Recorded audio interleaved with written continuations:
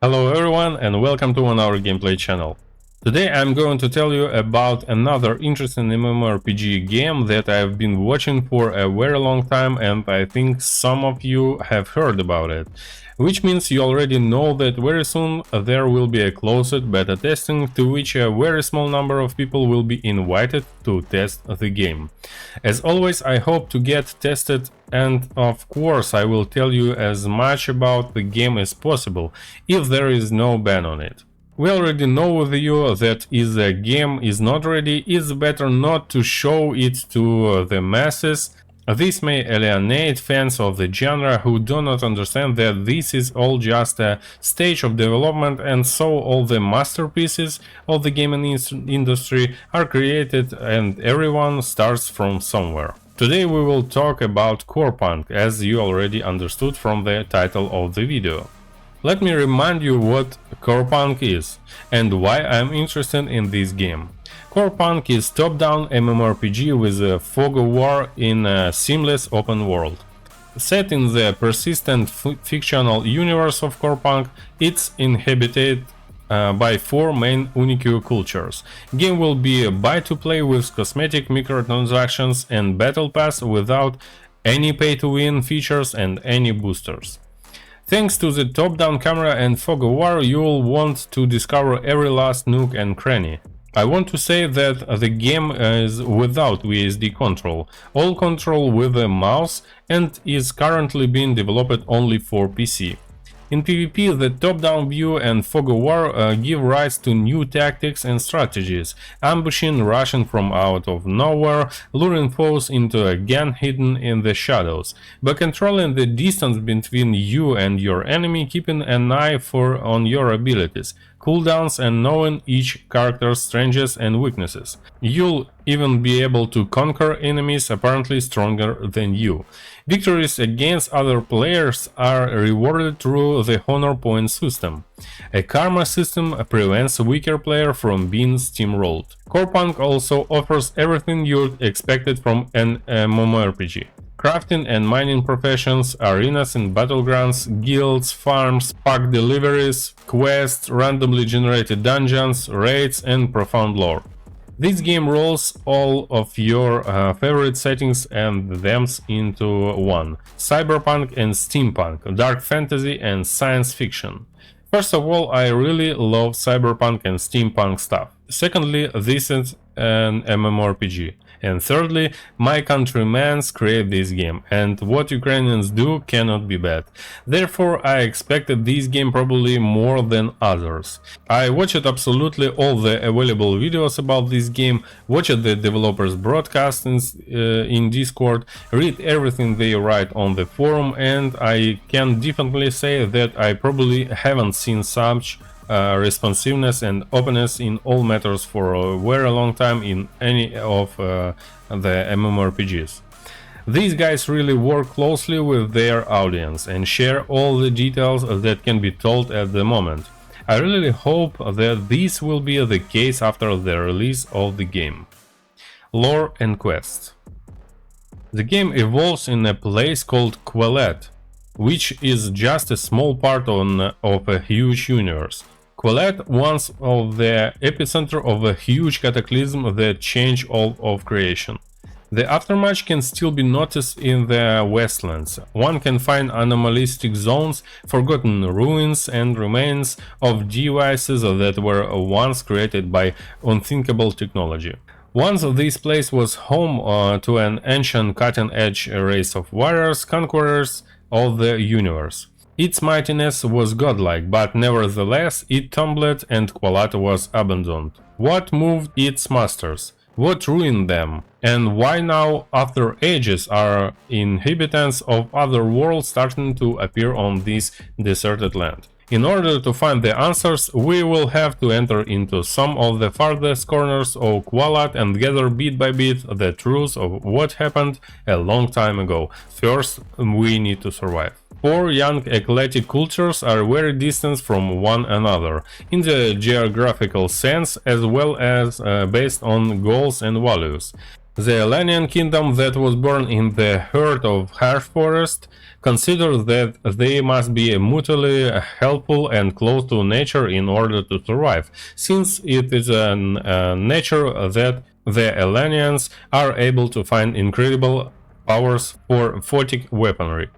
The clans of Phaedons roam among the waterless deserts on mechanical devices and are in never-ending war with the bloodthirsty bigots, and don't back down for principles of honor and valor. The Yearners reshape Qualat with their powers of steam and money. They transform lifeless glacier into an engineer miracle of outstanding scale.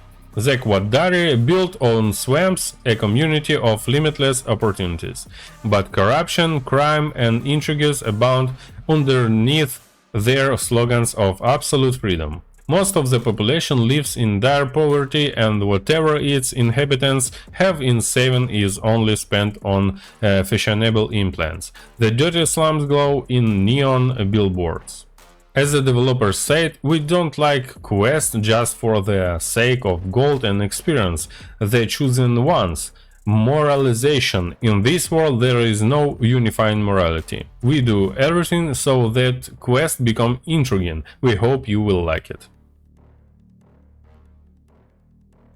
There are 6 heroes in the game. Paladin, mighty warriors and defenders. Paladins have made it their mission to wipe out all evil. Champion, noble warriors. Champions seek out battles and life for glory. Bomber, common of age in concrete jungle surrounded by streets gangs at war. Bright and youthful bombers had to grow up early. Warmonger, only the strongest of the orcs can become warmongers. Hardened by innumerable battles, they won't be stopped by any threat. Pain Reaper, born in the world of demons, deathful Pain Reapers cast terrible curses upon their enemies, leaving them to rot alive. Mercenary, coming from a cold-hearted world of eternal winter, mercenaries are not used to feeling pity. It's kill or be killed. All the heroes and description of their skills can be found on the official website of the game. The link will be in the description of this video. Heroes won't be gender locked. When a character reaching level 40 cap, you can have any 3 active branches of passive talents from 9 possible talent branches. Note that you won't be able to choose the same branch more than once. That is, combinations like Mage, Mage, Warrior or Defender, Defender, Defender aren't possible. Apart from that, there are no limits to what branches you can choose, and you'll be able to combine them in any variation. Gathering professions: mining, logging, herbalism and butchery. We all know and understand this. You go through the world of the game and collect what you found. Crafting professions: construction, alchemy, weaponsmithing and mysticism.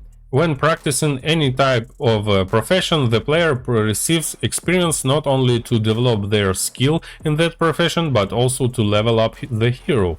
Each profession in the game has 3 mastery levels. By increasing the mastery level, the player receives a new titles. At level 1 you are beginner, at level 2 you are advanced, and finally at level 3 you become a master. The player can practice all kinds of gathering and crafting professions by gathering and crafting most of the items in the game, but players can only gather the rarest resources and craft the best items if they focus on the one gathering profession and one crafting profession.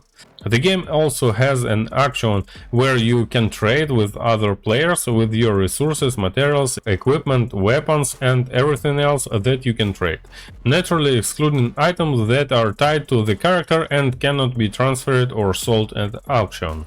The game will have a PK system similar to Lineage 2, when karma will be created to you for killing another weak players. And the more you karma, the more problems will have when you are killed, because some things and weapons that your character is wearing will fall out of you. So you shouldn't just kill everyone for the right and left. It may end badly for you, but it will be all the more fun. And by the way, the game will feature not only murderous scoundrels, but also brave sheriffs who will protect the weak. Raids, random events, raid bosses and elite monsters are also declared in the game. Let's hope that they will be really interesting, and something tells me that this will be the case judging by the videos I watched about monsters and their abilities in the game. PvE activity in the game will not be as simple as you are used to, I promise you that. In this regard, the developers are great fellows. The game will really be much more interesting than others. The developers are also working on the implementation of guild battles. As for me, this is very interesting content, but it all depends on its implementation. We'll find out more of this later. 1 vs 1, 2 vs 2 and 3 vs 2 arenas have also been. This is for those who want to test their character for power. I think many people will be interested in fighting in this game with other characters. Each character will have at his disposal 6 skill slots and 8 slots for artifacts, which gives a significant opportunity to improve your character. But anyway, you can have up to 15 abilities at once. Thanks God there won't be 100 slots for skills and you won't have to play like a piano. The game will have master loot, need, greed, free loot, random and personal loot system. Castle sieges are planned but not on release. Well, I can't tell you everything in one video. This game can be discussed for weeks, so that's it for now. And as always, I'll ask you to help me. It's not difficult to do, you just need to like, subscribe to the channel and write any adequate comment under this video. This will help raise interest not only on this video but also on my old channel, and will motivate me to create similar videos in the future. Thank you so much for watching, my name is Volodymyr, this is 1 Hour Gameplay channel, I wish you good health and best of luck, goodbye.